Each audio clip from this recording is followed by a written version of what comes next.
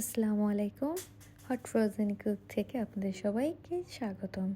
আজকে আমাদের রেসিপিটা হচ্ছে চিকেন বিরিয়ানি, যেটা বড় ছোট অনেকেরই খুবই পছন্দের একটা রেসিপি।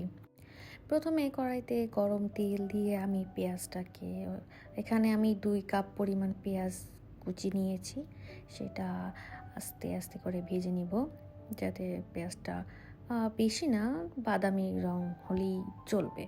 বাদামি রং হওয়ার পর্যন্ত আমি আস্তে আস্তে নেড়ে নিব। এরপর দিয়ে দিব 4 থেকে 5 টুকরা দারচিনি। আমি শুরুতেই বলে দিচ্ছি, আজকে রান্নাতে আমি কোনো রকম বিরিয়ানির প্যাকেট মশলা ব্যবহার করব না, তাই আমার এই আজকের এই বিরিয়ানিতে আমি মশলাগুলো নিজেরটা নিজে তৈরি করে নিয়েছি। এখানে দিয়েছি কিছু তেজপাতা, 4-5 টুকরা তেজপাতা দিয়ে নিয়েছি। আমি পাটায় আদা রসুন বেটে নিয়েছি, তখন আমি সাথে করে এখানে এলাচ, গোলমরিচ, জয়ফল, জয়ত্রী, পোস্তদানা আর স্টার মশলা, এই কিছু উপকরণ দিয়ে আমি এই বিরিয়ানি মশলাটা বানিয়ে নিচ্ছি। এখানে আমি কোনো প্যাকেট ব্যবহার করিনি, কোনো বিরিয়ানির প্যাকেট মশলা ব্যবহার না করে আমি এইটা ঘরোয়াভাবে এই মশলাটা বানিয়ে নিয়েছি। ততক্ষণে আমি আমার চুলাইতে মুরগির মাংস দিয়ে নিয়েছি, যে এখানে আমি দারচিনি, তেজপাতা, এলাচ, পেঁয়াজটা ভেজে নিয়েছিলাম, তখন আমি মুরগির মাংস দিয়ে খুব সুন্দর করে ভেজে নিচ্ছি।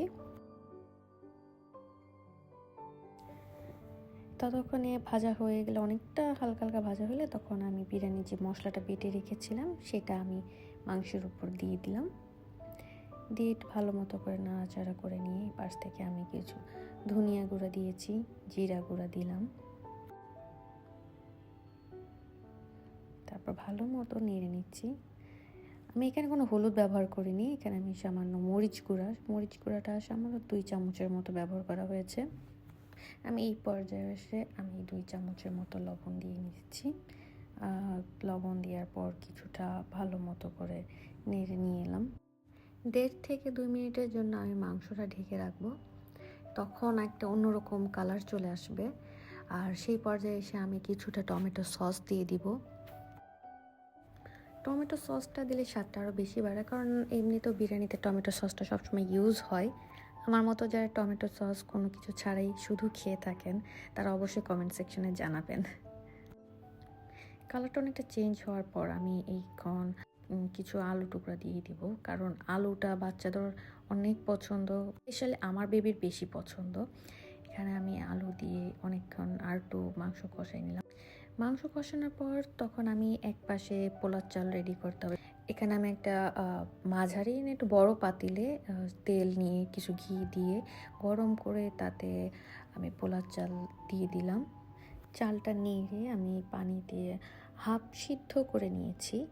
আর হাফ সিদ্ধ হয়ে গেলে তখন আমি সেই কষানো মুরগির মাংস যেটা আমি রেখেছিলাম সেটা উপর দিয়ে দিয়ে তারপর ভালো করে নাড়াচাড়া করে নিলাম, যাতে মশলাটা সবখানে যায়।